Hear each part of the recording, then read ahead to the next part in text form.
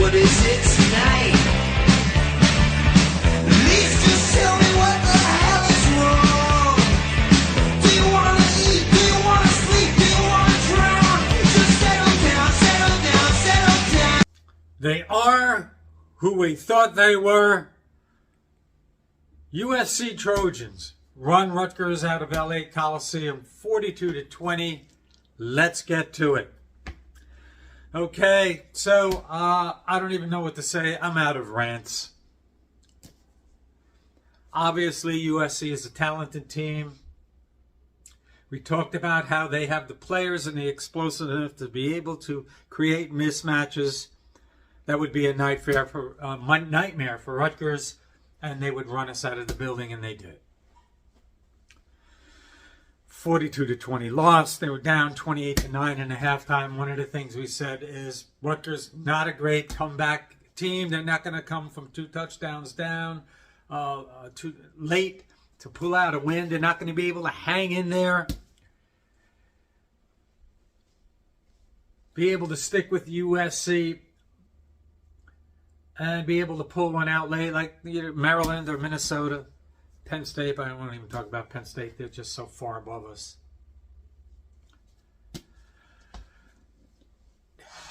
I'm just exhausted. It's the same team year in and year out. I don't even know what to say anymore. Anybody with basic pattern recognition understands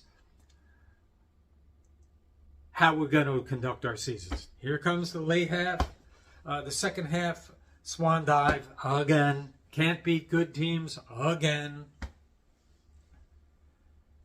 I mean, when you see USC was 3-4. They lose to Minnesota. They lose to Maryland. I went into this on my last video how Pat Lenny is right. We could just never separate ourselves, even for a single game, against league competition. I mean, what do we count for that? The Michigan State game in the rain and the wind, and when we came back, blocked the punt, pulled one out. This USC team is talented but beatable. And we just knew we were going to get run off the field, despite them being 3-4.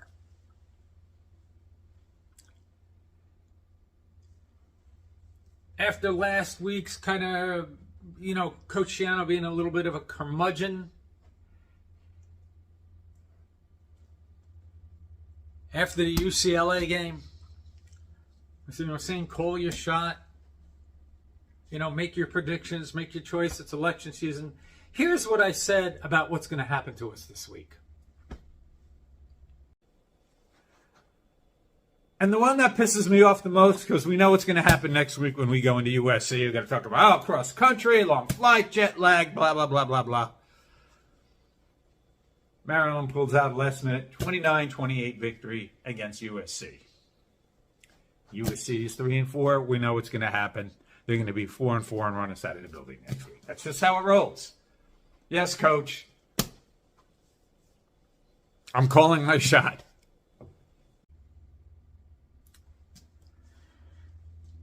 Now, if you would have said at the beginning of the year, what was the toughest game on the schedule? A lot of people said, well, going to USC. Cross country, Friday night, short week, late game, yada, yada, yada.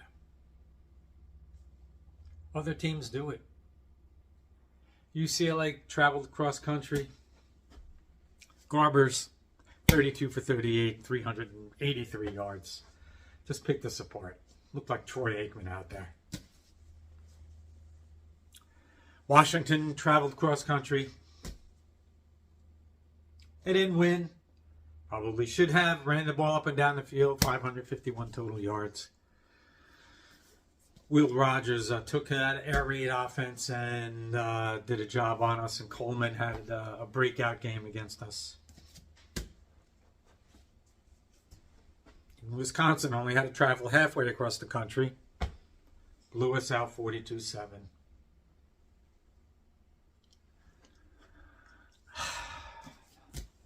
The thing that's really frustrating is you see these things coming and you're just hoping, wishing, praying, please, can we just change the script once in a while? But no.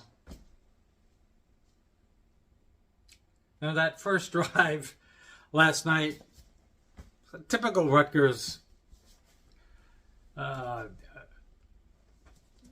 first drive on defense. USC's doing what they do. They move the ball. We get a break. Oh, that touchdown pass really wasn't a touchdown. Of course, we get an unsportsmanlike conduct penalty on it. So now the ball's on the 2-yard line, whatever it is, and Mark scores the first of his 3 touchdowns.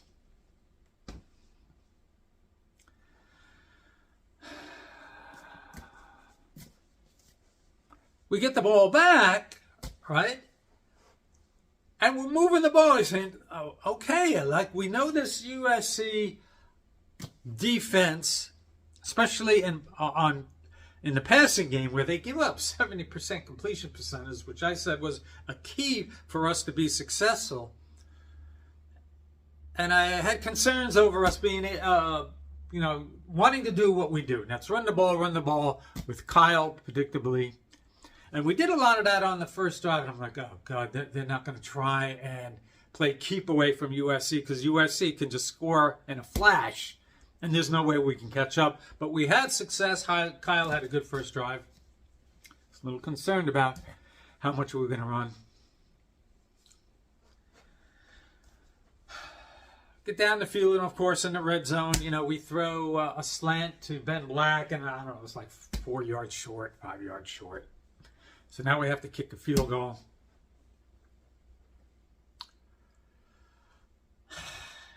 Kick it off, and then we give up a big return. So whatever momentum we could have built, we just gave away in a flash. And oh yeah, by the way, another one of my pet peeves we don't talk about a lot, because we kind of see it as, a Shiano quirk where we're just not going to return the ball.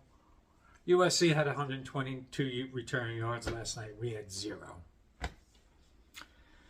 They have to rethink that.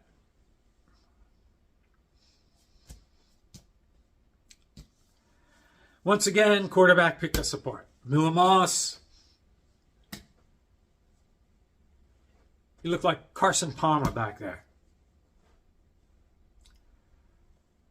20 of 28, 308 yards, 2 touchdowns. By the way, that 20 of 28 was the same statistic that Braden Locke from Wisconsin had. We just can't stop mediocre to okay quarterbacks.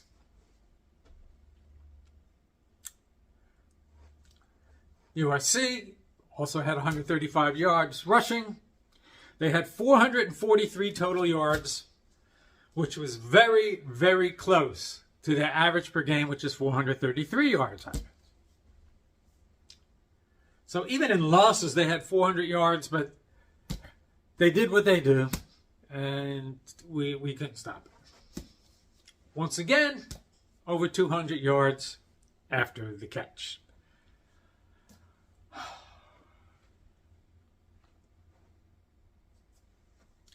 Like UCLA and Garber's, these passes weren't complicated. They're quick slants underneath, wide receiver screen, crossing patterns. Guys, again, wide open. You get the ball to the receivers in space, we stand no chance. We miss tackles, and guys are wide open. Recipe for disaster.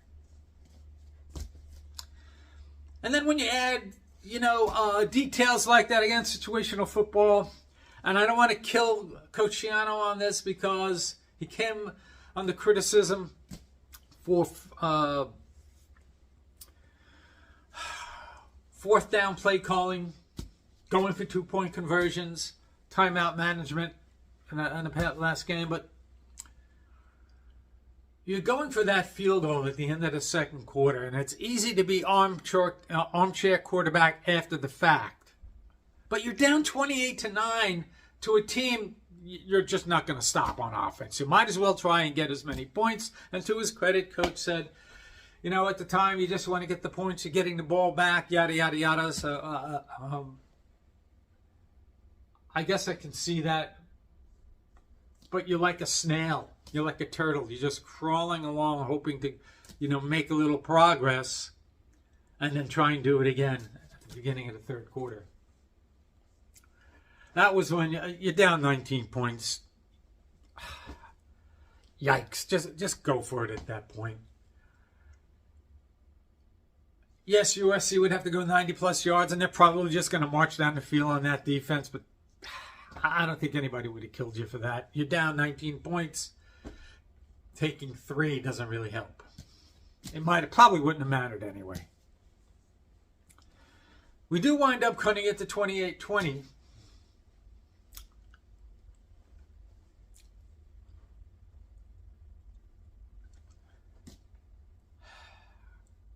You know, but then USC gets a 72-yard completion. Nothing fancy.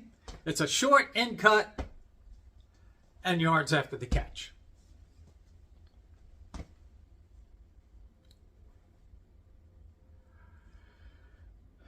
These are the kind of things we can be running with wide receivers, especially Dymere. And by the way, we'll get to him in a minute. Finally, they start targeting Dymere to get him in position to do what he can do. And we'll get to all that in a minute.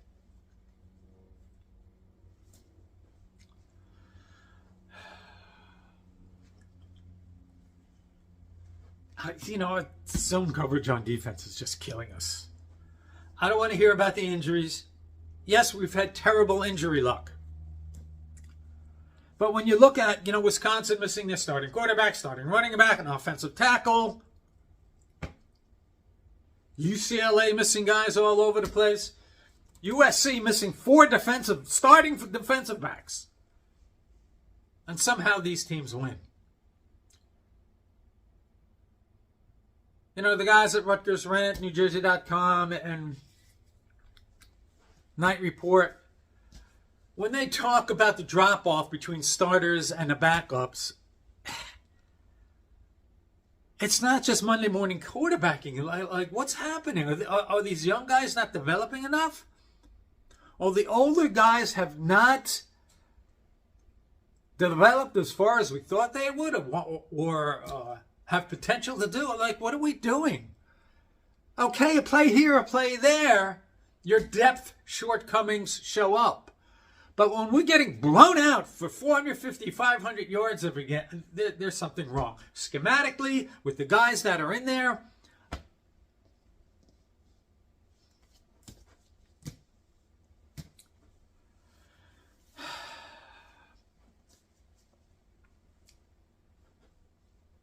I don't even know. You know, we play Minnesota.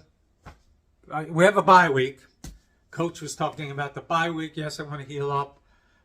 But he said it's not a panacea, and he's right. We're not all of a sudden going to heal up, come out against Minnesota. You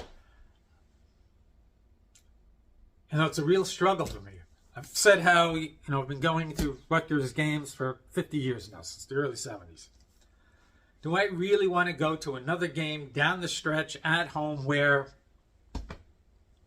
we lose to an okay Minnesota team?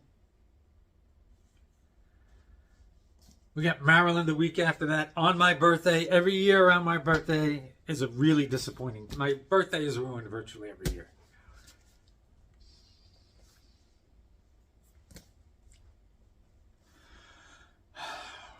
There were some things last night that we did well. All on offense, obviously. We seemed to be able to move the ball, but yes, we were playing catch-up most of the game. So I don't know how much you can take out of that, but forget the analytics, the eyeball test. The offense looked kind of fluid, like it had a rhythm to it.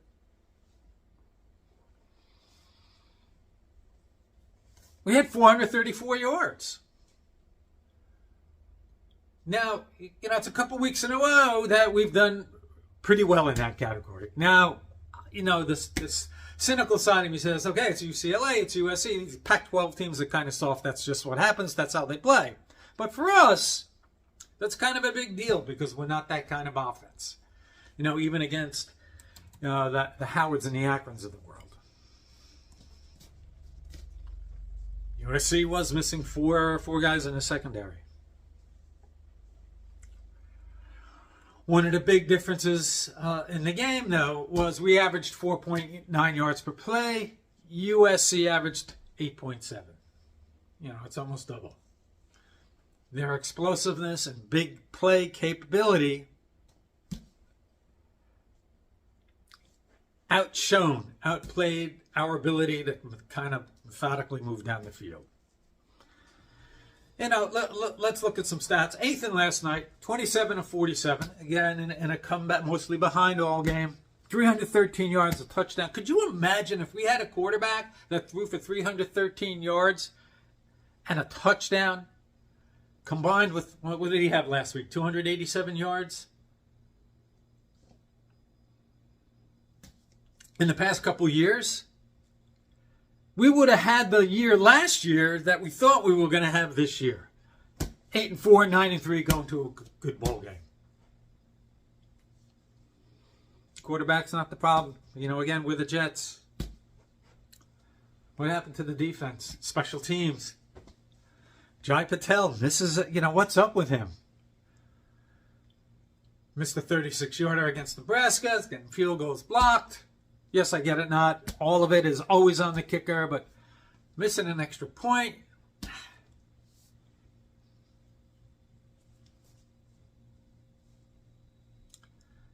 Ethan was okay last night. Didn't have a great game with designed runs.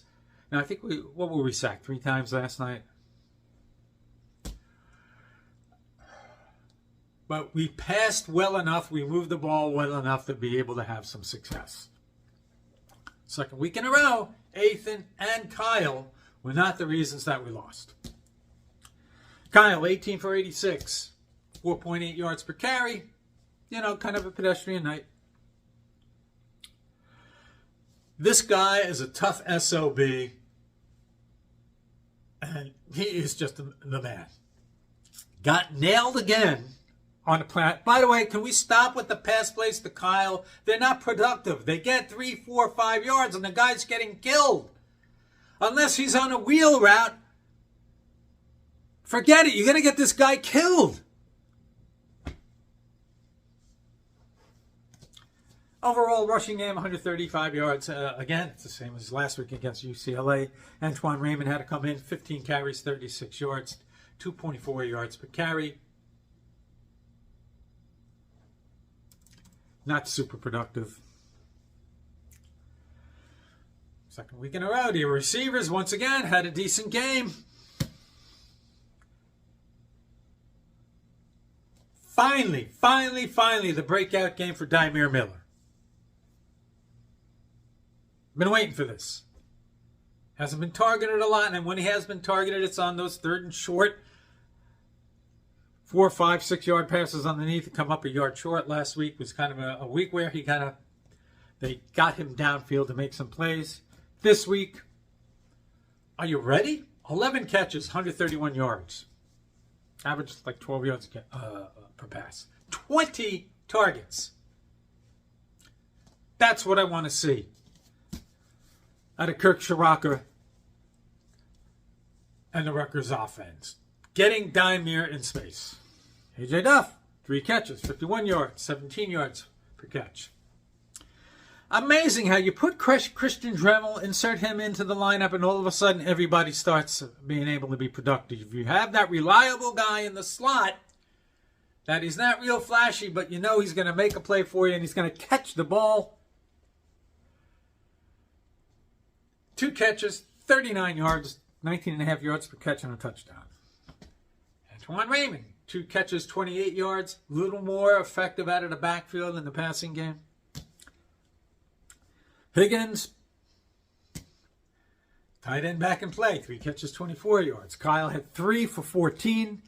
When you're averaging less than 5 yards per catch, it's kind of a desperation throw when you're getting the guy killed. We got to do less of that. Ben Black, 2 catches for 13 yards, and Chris Long, 1 catch for 13 yards. It just seems that we're having issues integrating all the parts and being able to play complementary football in a complete game, all in the same game.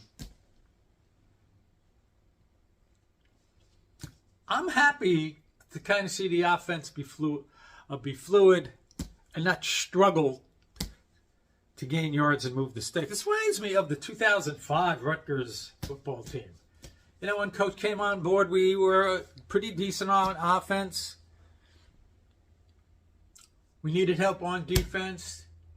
Then Brian Leonard started to become the featured back, and we can move the ball a little bit. Ray Rice comes along. We kind of changed the focus of the offense. We want to play more defense, grind out the running game with Ray Rice. This team offensively makes me happy that we have a fluidity on offense. So last night, the stats. Looking by the box score, you would look at it and say, how did Rutgers lose by 22 points? First downs, Rutgers 27, USC 23. Third down conversions, 11 for 22. Now, a lot of that, again, is coming from behind. USC 3 for 6, both teams 50%. Here was a shocker. Number of plays, Rutgers 89. USC 51. That tells you one of two things. One, you're just dominating the game and you're moving the ball up and down the field and you're just grinding your opponent into the ground. Or the other team is just making big plays, and it's the latter. USC is making the big plays that we aren't. Defensively, we had 0 sacks again.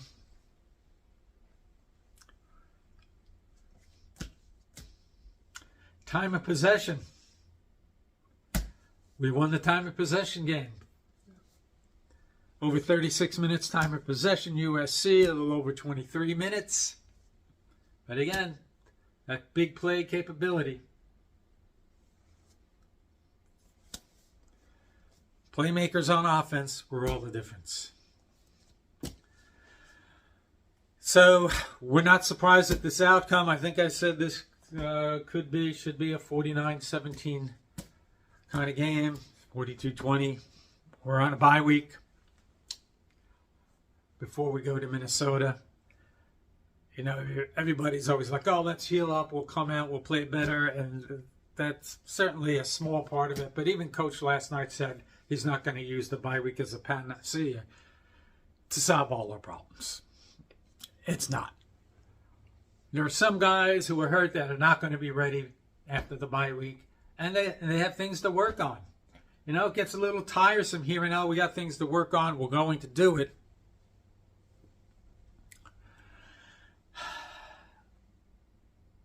You know, it's draining. It sucks the life out of you. Do we want to head into SHI Stadium again on a full Saturday, hoping now that we can get to a bowl game and then lose to a Minnesota team who's just okay? If we play offense like we did against USC and UCLA, we got a good chance. It's not going to be a total Debbie Downer. But Minnesota is going to play a little more close to the vest than those two teams are, for sure. And then Maryland the week after that. This could be, if we continue to play well on offense, this could be a shootout kind of game. Maryland's like ninth rated passing attack in the country, 320 yards. We know what Mike Locksley wants to do. They don't run the ball great. But when it comes down to down the stretch and Rutgers football, it's just never a good thing. Home versus Illinois.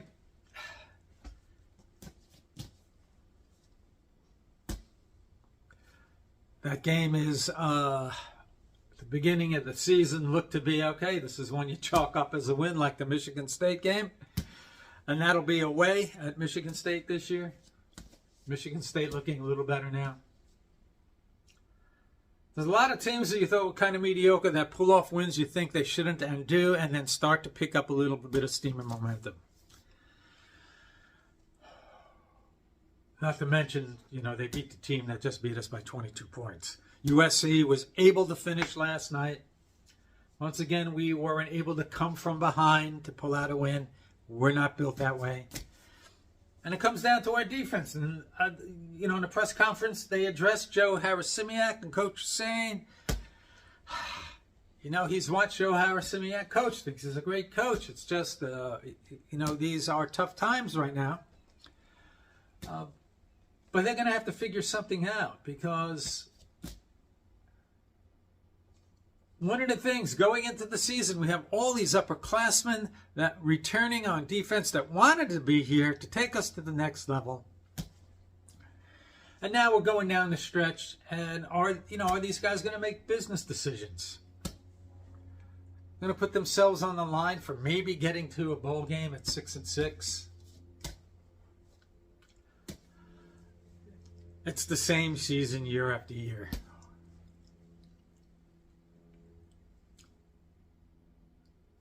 Look, if they beat UCLA and then they lose a tight game against USC, you're like, all right, it's Big Ten, it's USC, it's going to happen. But we just played poorly, and when it comes to the second half of the year, it's like it's not even fun watching us beat the the Howards and the Akrons and the Wagners just to lose to everybody in the Big Ten. So that's it, everybody. I don't even know what to say anymore. I'm exhausted. I hope a lot of you didn't stay up all night. Nonetheless, enjoy this weekend of football. Rutgers, heal up, get well, get better. Scheme and plan and execute better, and we will see you the next time.